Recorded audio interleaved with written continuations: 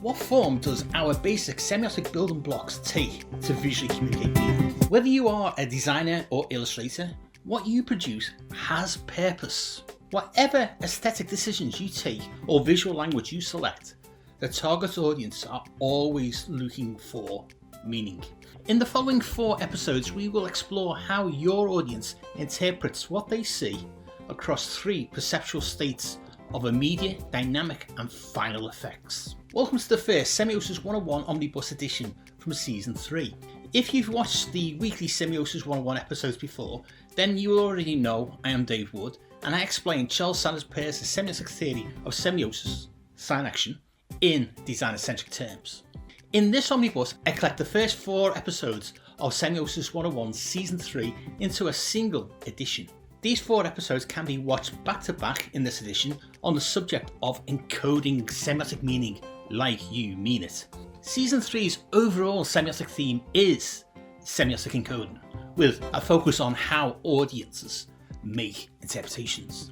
What this season's theme means to you as visual communicators is that at long last you will see what semiotic science can be or will be. For any new viewers joining Semiosis 101, welcome. We will build your confidence to encode semiotic sign action into your own designs or illustrations during your own ideation phase to enhance visual communication. Why do you need Semiosis 101?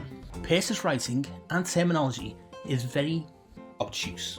On Semiosis 101, I translate Peirce's brilliant theory into language creatives will understand and can follow. After all, we study design and illustration and not philosophy, so we need theory centered to creatives' needs. Yes, that is why you need Semiosis 101. So subscribe and let us jump straight into encoding meaning like you mean it.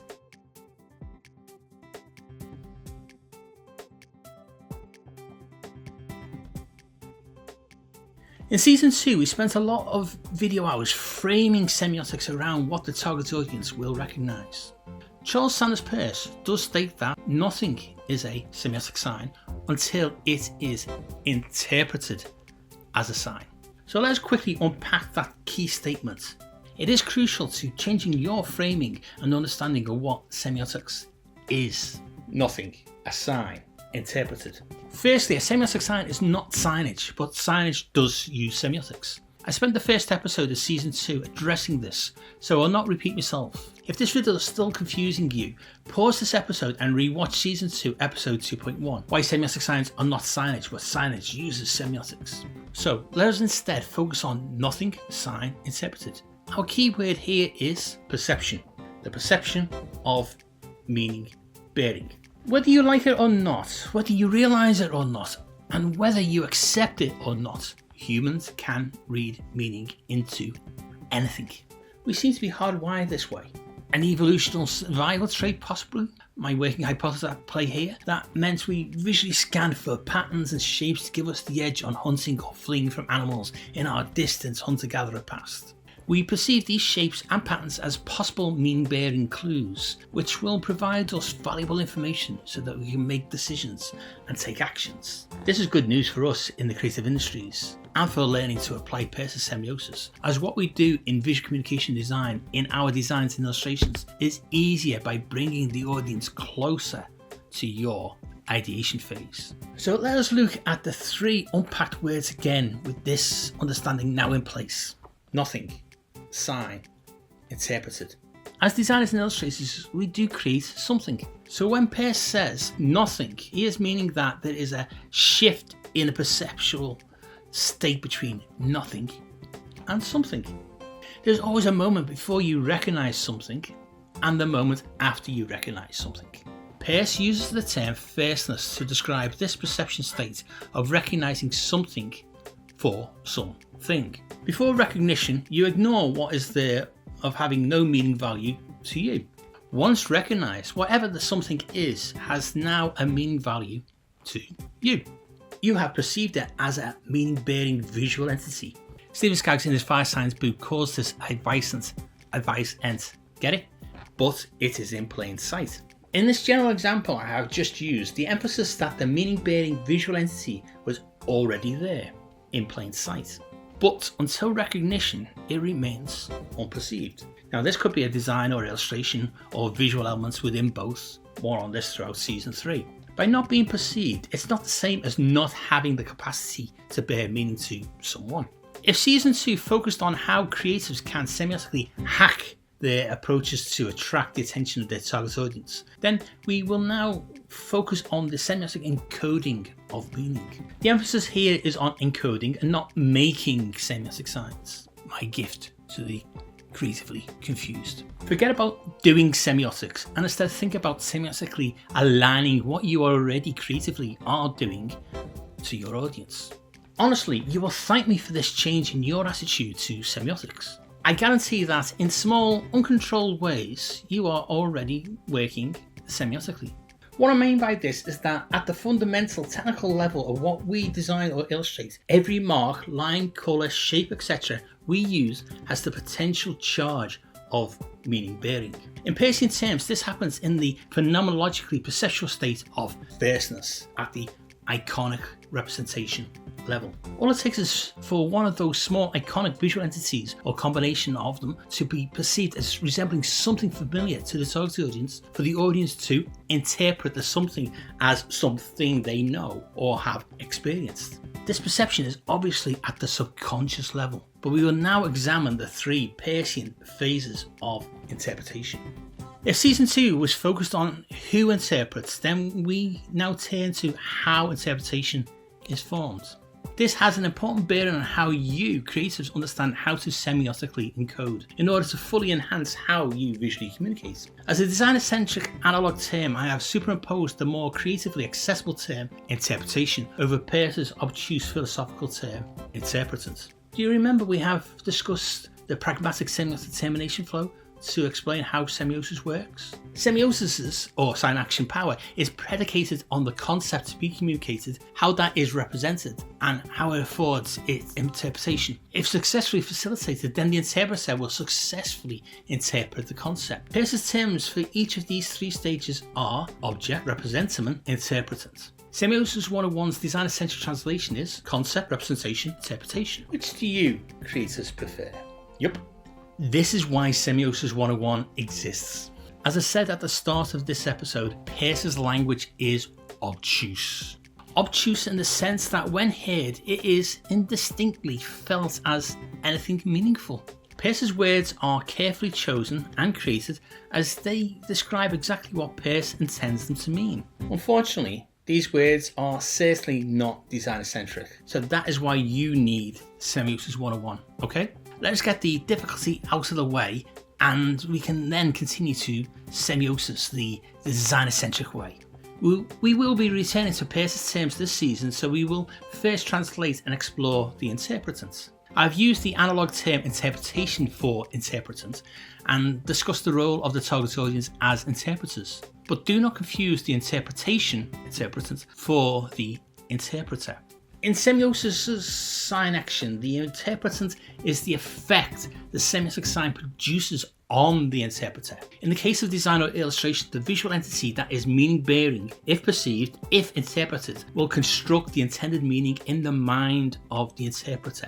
The subconscious effect of interpreting what is semiotically encoded has profound ramifications for the visual communicator as well as the interpreter.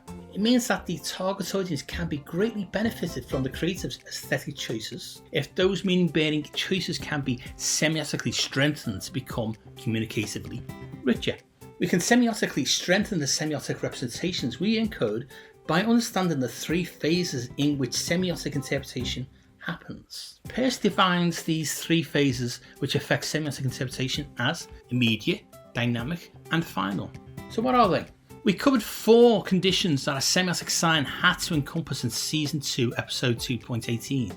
These were very quickly where a semiotic sign must correlate to or represent a concept, have some sense or depth in its representation, articulate something to someone, and mediate itself as a sign through the interrelationship of the 3 conditions. In Season 2, we discussed in depth with examples how the first 2 conditions can be met.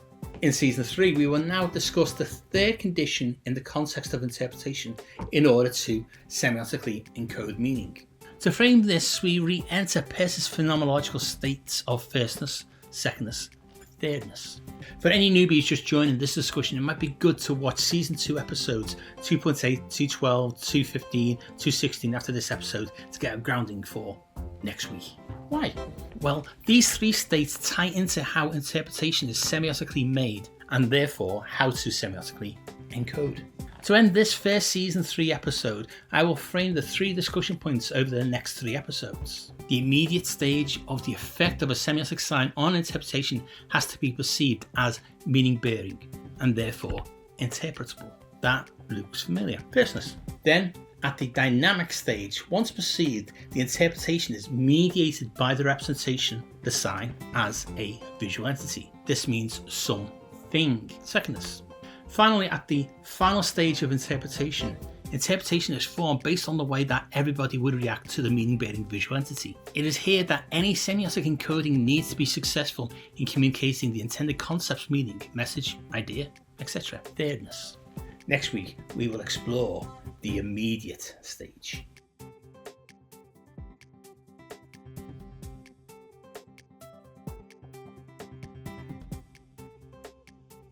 Interpretation needs experience, existing situated cultural knowledge, and mediation in a form that is interpretable. Wait, is that not a circular thinking? Interpretation needs to be interpretable? Think about this quickly. What does your nation's flag look like? The colours, lines, shapes, etc. that form your nation's flag can be interpreted as signifying only your nation. Yes? How do you know that? You culturally learn it. The flag symbolises your relationship to your country's identity. The flag also symbolises other cultural interpretations, some personal and some collective. Which came first? Your identity built on your individual and collective experience of existing within your nation state, or the bit of colour cloth. We have already established that humans will interpret meaning in practically anything if they perceive the visual entity to be meaning-bearing. Hence, semiotic science. The Danish semiotician Thorkild Thelufsson attributes to Peirce's triadic structuring of semiosis a human level of existence. In Seasons 1 and 2, we have focused on the iconic and lexical and symbolic representations of a concept to be visually communicated. Thelufsson argues that this level of semiotic representation corresponds to humankind. It is a very human level of semiotic communication. This is why in the last season I spent time on how to understand the designer or illustrator's target audience. The audience's lived experiences offer insights into how to craft your semiotic encoding of intended meaning to them. Now, as we turn our attention to interpretation, Thelufsson argues that this level of the effect of the semiotic representation of the sign on the interpreter, the target audience, corresponds to culture. Peirce states that nothing is a semiotic sign until it is interpreted as a sign. Until the visual entity or entities that have been designed or illustrated are perceived as something. At the perception level, we are within what Peirce calls the phenomenological level of firstness. We have already seen that this is the perceptible level that semiotic iconic representation operates at. A level of possibilities, resemblances, familiarity. A level of perception that hooks the interpreter to wonder, what does this mean to me? If the semiotic sign is not perceived as something more than its first appears, then it will not function as a semiotic sign. For this to happen, the visual entity, whatever it is, has to spring recognition in the target audience as something they already know. This is the immediate effect of interpretation. This immediate effect on the interpreter by placing a possible impression of meaning into their mind through how the intended concept is visually represented. Peirce refers to this as rheumatical, but more on this later this season. The immediate effect on the interpretation puts a possibility in the interpreter's mind that this could be that. Once the interpreter, the target audience, begins to interpret a thing for something, then how this interpretation is visually mediated can dynamically take over. We will deal with dynamic state next week. At the immediate effect level, Peirce says this happens as a propositional function, as a semiotic trigger to propose this could be that. This immediate state is not tangible, but an essence of possible interpretation that needs further attention and mediated interpretation to the meaning of the sign. Within the immediate state, the target audience is on a cusp of perception. Either what they see has the meaning-bearing semiotic interpretable potential of being perceived, or it does not and is passed over. This is a phenomenological state of being that Peirce calls firstness. We have understood that the iconic level of semiotic sign action of representing the intended concept is a potential aesthetic trigger to hook audience attention. This is due to the nature that firstness is a state of possibilities, resemblances, familiarities, potentialities, and proposals. The crafting of the visual meaning-bearing entity or entities by a designer or illustrator as iconic representations of familiar things in the form of lines, shapes, marks, colours, etc. is only a third of the sign action's power. The immediate state of the effect on interpreting informs semiotic encoding too. Before I explain how both the iconic and immediate levels power the sign action, I quickly need to provide you all with a bit more theoretical context. So bear with me as I begin to conclude this episode. In just the same way as the semiotic representational concept is tiered in 3 ascending levels of representative power, iconic, indexical, and symbolic, the effect of how an encoded semiotic sign has on the interpreter is also tiered in 3 levels of complexity as reams, dissents, and arguments. The final third of this sign action power is how the semiotic sign's articulation of the meaning bearing is represented as quasi-signs, synsigns, and legisigns. We will not cover these terms in detail until season 4, but they will be name-checked sporadically in later season 3 episodes. The immediate effect of the choice of how the iconic basic visual communication building blocks are composed creates a continuing semiosis between the concept, representation, and interpretation. Let me quickly explain this semiotic encoding power with a favourite Semiosis 101 visual example. A panda. Well, a drawing of a panda, or a drawing of a bear, or a drawing of an animal, or just a pattern of shapes, or just black blobs, or just black. In season 2, I used an example of a panda to illustrate how the iconic, indexical, and symbolic levels of representing a concept work. Check out season 2's second omnibus to catch up. This time, we will return to the panda drawing to consider the semiotic effect of interpreting the panda from the illustration. We will stay in a state of firstness. If you look at this drawing and you see a panda, well done, you win. If you looked at this drawing and saw a bear, well done, but not accurate enough. If you looked at this drawing and saw an animal, well done, no reward. If you only see shapes and patterns, well done. If you only see black blobs, yeah. If you only see black, yeah. None of these interpretations are incorrect, are they? All 6 of these interpretations are accurate and come from the same drawing. 6 interpretations that are correct. Yes, let me reorder them in a perceptual order. Black, blobs, shapes, patterns, animal, bear, panda. The first 4 of these are perceived in a state of firstness. We perceive black blobs forming shapes and those shapes forming a pattern. We see the black and the blobs, but do we interpret these as anything that is meaning bearing? When we perceive the black blobs as shapes, we begin, because we are hardwired to see if they form a pattern. Whether there is a meaning bearing intent in any of the patterns we see, we still need to interpret. There may not be. It could just be spilt black ink. I'm not testing to see if any of you are psychopaths, honest. But if we are looking at these shapes, a pattern is perceived, you cannot help interpreting what it could be. You're just being made aware of the immediate effect on how we semiotically interpret. As this is a drawing of a panda, we can see the illustrator has used the black shapes as iconic representations of key areas of a panda's body. In this panda example, we see how the immediate effect on interpretation is intrinsically linked with iconic representation.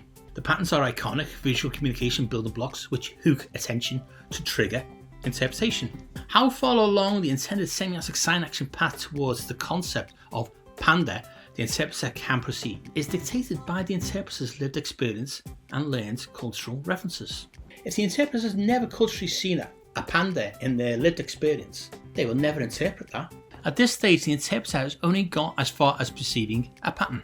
This pattern may be semiotically encoded as meaning bearing. The immediate effect offers only a possibility of a semiotically encoded animal, bear, or even a panda. Come back next week when we move from the immediate effect on semiotic interpretation up to secondness and the dynamic state.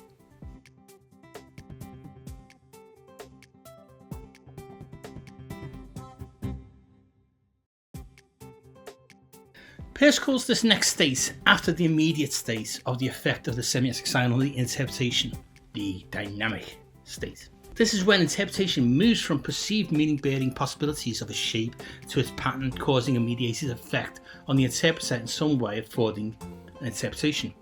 This mediation effect is the semiotic sign's visual language, helping the interpreter toward the desired interpretation.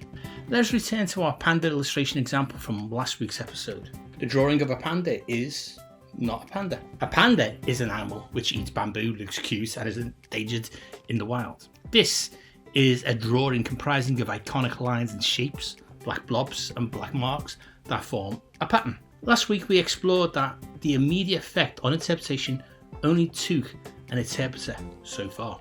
The immediate effect only took the interpretation from black to blobs and then to pattern. An act of perceiving possibilities of meaning and whether there is intention behind the arrangement of black blobs, which could bear meaning. If the designer illustrator intends the blobs to form a thing, something, other than its parts, that means something, then you are encoding semiotic signs. You have always been doing this, even if you've never realized it. That will be my point this season. You have been encoding semiotic signs in your visual communication work for as long as you have been creatives.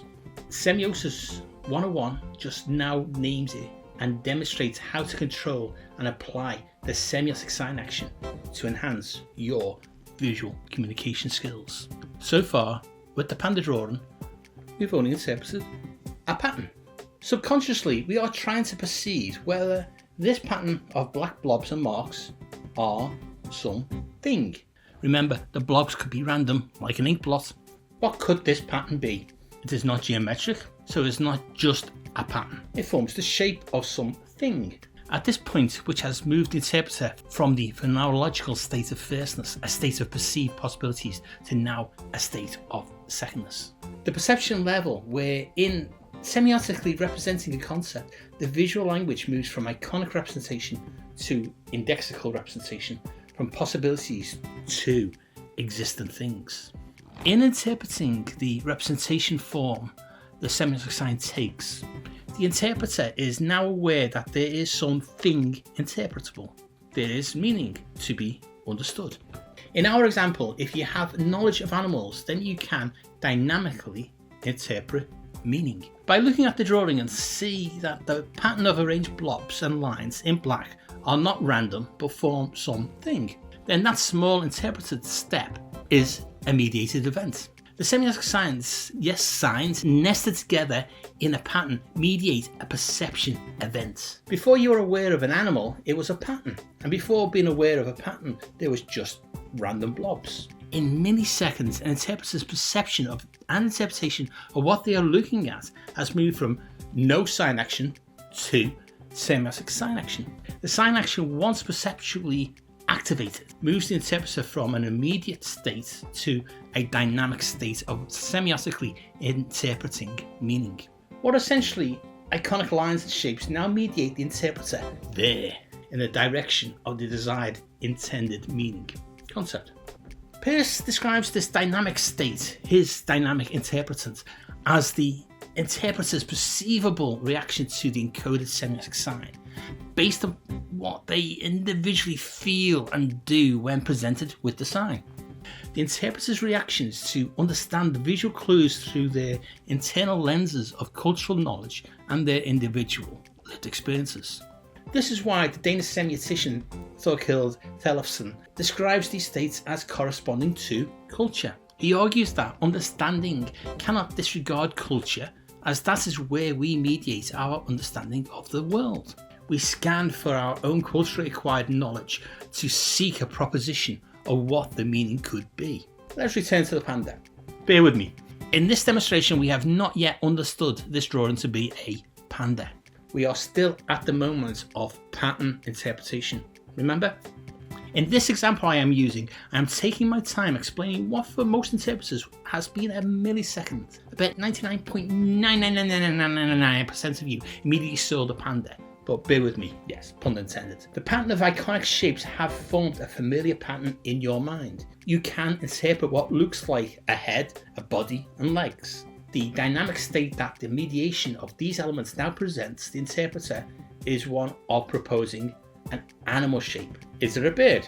No. Is it a reptile? No. Is it a mammal? Yes. Is it a small mammal, like a rodent? Probably not. Is it bigger, like a dog? Yes, but probably bigger. But it is just a drawing. So far so good. These blobs are all meaning bearing, but they are just blobs.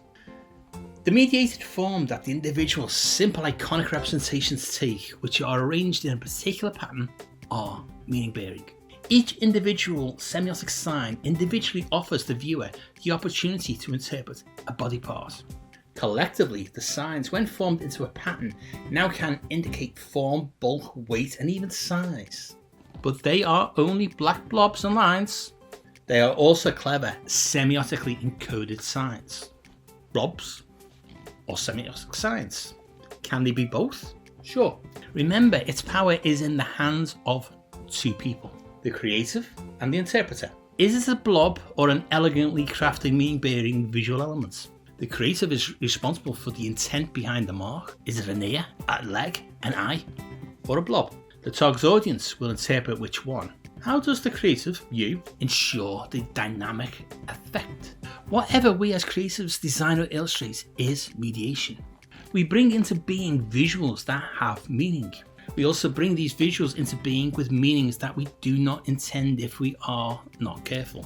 Semiosis 101 is focused on mindful designing and illustrating through applying semiosis to ensure clarity of meaning. This means mindful consideration of the effect of the visual on the interpretations the target audience could take from what is mediated. This means considering the fact that just because, as a creative, you know what a panda is, everybody also knows. Or if your target audience has never seen or experienced a panda. An extreme example, I know, but valid if you take the general intent of making assumptions on your audience's knowledge without first researching. Back to the large mammal. Just as the immediate state is a possibility of this visual quality representing this thing, a ream, then the dynamic state is one in which the possibility becomes a proposal that this thing is that thing. Peirce calls this a dissent, an intermediate subclass of interpretation between the immediate and final effect on the interpretation. A visual proposal that mediates the interpreter to perceive that this thing they now see is that thing they know. In the panda drawing, we are at the mammal stage of interpretation, a proposal that these shapes are an animal, a large animal. The qualities in the drawing that suggest form, bulk, weight, and size suggest a bear shape, if the interpreter knows what bears look like. Remember what I said earlier about creatives making assumptions without researching? We are now in this panda drawing example at the safe dynamic state of interpretation to interpret the form, bulk, weight and size of the bear drawing's iconic representations. Is a panda. Why can we be sure as interpreters this is not a grizzly bear? The distinctive black and white patterns of existing panda bears are culturally well known. So the mediation in the drawing of balancing the black and white iconic shapes in a particular pattern reinforces the interpretation that indexically this drawing represents a panda. But remember about mediation? Remember when I said earlier about the effect of interpretation? The drawing could lie. The panda markings could be on a grizzly bear shape. Come back next week to explore how to ensure the final state of interpretation is what is encoded.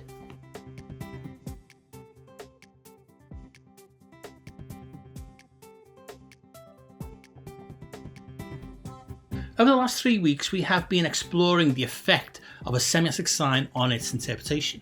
Peirce describes 3 states of effect that progressively leads the target audience from no perception to perception of possible meaning through forming an interpretation. This week, we end this discussion on the interpretation. Peirce calls these 3 states that have an effect on interpretation the immediate interpretant, the dynamic interpretant and the final interpretant. The interpretant being Peirce's word for the effect of the semiotic sign on interpretation. For Semiosis 101 newbies out there, remember not to get intimidated by Peircean terminology. I did say Peirce's language was obtuse. Semiosis 101 is here to put Peirce into designer-centric terminology for you. Just keep your focus on the titles immediate, dynamic and final with the word effect instead of interpretant. Semiosis or sign action is predicated on an interrelationship of three things working to form meaning. Peirce calls this a determination flow between his words and the object, its representative, and its interpretant. Yeah, I know. As soon as those words are introduced, you hear them, but they are intelligible to any normal creative. You're switched off, hopefully only metaphorically. So let us on Semiosis 101 translate those terms into terms designers and illustrators will understand and appreciate more. Let us say the semiotic determination flow is between a concept, its representation, and its interpretation. Therefore, we can, in Semiosis 101 terms, describe the three interpretation states as an immediate effect, a dynamic effect, and final effect of a semiotic sign on its interpretation. So far, we have been using a panda drawing to illustrate this. Last week, we had arrived at the dynamic effect state, where the interpreter can, I insert a caveat here, put the name panda to the pattern of black shapes and lines that are meaning bearing. This pattern we have interpreted so far coalesces into the overall shape of a possible animal, immediate effect. And this animal is likely to be a mammal, fairly large and bear-shaped, dynamic effect. The black and white pattern makes the interpreter say panda. Now, as I said last week, you probably are not aware of this interpretation flow as it takes milliseconds of subconscious processing for most of you. Why did I caveat this interpretation just now? The interpretation of panda is dependent on the interpreter's social-cultural lived experience. What? To interpret panda from the drawing, they needed to know about pandas. If someone had never seen a panda, whether at the zoo, in the wild, on TV, in a photograph, or as a child with a cuddly panda toy, yes, I loved my panda bear as a child, how could they interpret the drawing as a panda? To the majority, the drawing is clearly a panda. But without that knowledge of pandas, the interpreter may only interpret the drawing as a bear. If they have no socio-cultural knowledge of bears, then the closest their interpretation may get is a mammal or an animal. It is the same drawing, but the effect of the visual language it uses has an effect on how it is understood by a target audience. The creator controls how it is mediated, so the audience decides what they interpret from the mediation.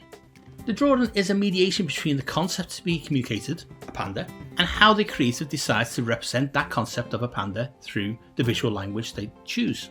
The panda drawing is constructed with black shapes and lines and utilises the white negative spaces to suggest the shape of a bear. These black marks are semiotic iconic representations to resemble body parts. Once the audience interprets these random shapes as something, immediate effect, then the same iconic elements help point the interpreter to name what they see. The semiotic signs now indexically represent themselves as a panda to the interpreter. Dynamic effect. Yes, I did say signs, plural. The drawing is both a semiotic sign as a bear and compromises of multiple nested semiotic signs suggesting individual panda body parts. But that is a drawing, not a sign, I hear some of you shout at me. If you still think we are talking about signage, stop watching this episode and go back and watch the first episode of season 2. The construction of meaning is the final effect of a semiotic sign on its interpretation. Peirce says this is when the semiotic sign's effect on the interpretation tends to represent itself to be related to its concept. We see this final effect at work in our drawing example. How many of you saw the panda instantaneously? All the visual elements in the drawing quickly progressed you to a panda interpretation. Once you saw panda, the meaning-bearing elements in the drawing had semiotically performed its sign-action effect from immediate possibility through dynamic mediation to final intended interpretation. If the determination flow has been successful, the representation encoded semiotic signs of a concept, panda, is clear enough to lead the audience to make the intended interpretation of panda, the concept. Any illustrator or designer can mindfully hone their mark-making visual communication skills to help the interpreter, their intended target audience, to gain the intended meaning. For designers and illustrators, the big Damascene moment when trying to apply semiotic theory is the realization that a semiotic sign is just encoded meaning. It's not a tangible utilitarian thing you make like a toilet door sign. Semiosis, semiotic sign action, is a process you creatives can learn to apply to your existing creative processes to enhance how you succeed in visually communicating your intended concepts. Semiosis is something you encode into what you create, ensuring that it is meaning bearing. Peirce describes the final effect of a semiotic sign on its interpretation as the one interpretive result to which every interpreter is destined to come if the sign is sufficiently considered. In our panda example, the intended concept is panda. All the visual language used and the aesthetic decisions taken to form the iconic shapes into things that identify a panda to the intended audience is a skill. Peirce describes this highest final effect state as a sign of law. He classes the level the immediate effect performs at as a level of possibilities. Peirce calls this a ream. Next, he classes the dynamic effect as performing at a level of mediated proposals. Peirce calls this a dicent. The final effect happens at the phenomenological level of thirdness, and Peirce classes it as an argument.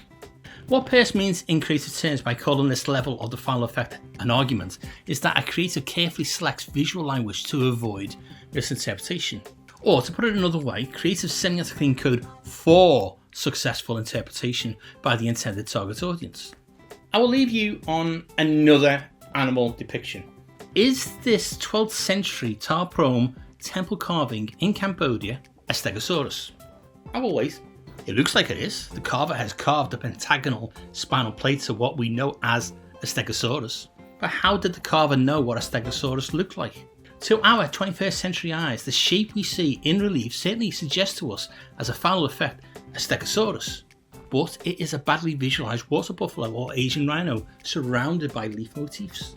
The Danish semiotician Thorkild Thelfsen states, "Culture determines how we interpret, and our target audience will have ways of interpreting. These are based on their own cognition, understanding, knowledge, and cultural references. To ensure you reduce your capacity to miscommunicate the intended concept, you can become more mindful of how your designs and illustrations are crafted." As we have seen over the last 3 weeks, semiotic interpretation happens at 3 states: immediate, then dynamic, onto final. Each state is the effect of the visual language on how it is interpreted. By semiotically controlling the aesthetic decisions from the iconic mark-making level up to the finished piece of visual communication, misinterpretation and miscommunication can be minimalized. Subscribe to Semiosis 101. Come back next week for more on encoding semiotic signs into your designs and illustrations. See you all again for the next Semiosis 101 episode. Semiosis 101 is unique in helping illustrators and designers to semiotically enhance your visual communication skills. One designer-centric semiotic video at a time. Remember to hit subscribe to be notified when the next episode hits.